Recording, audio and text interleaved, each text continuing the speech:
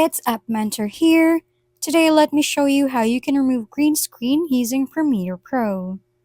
Let's start by opening your Adobe Premiere Pro. From here, open your project. So I have these two videos ready. I have my background video and the video with a green screen, which is actually my subject. Let's click all the videos here and drop it here. So as you can see, they are aligned.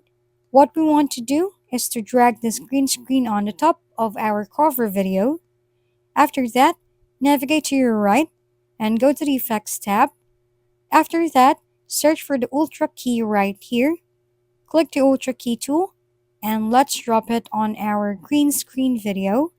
On the top, you can see this editing tools. Just click this eyedropper tool and select the green part of your screen. It will automatically remove the green screen on your video. Thank you for tuning in to App Mentor. If this video is helpful, please don't forget to like, hit the subscribe button, and leave a comment for any suggestions. See you on the next video!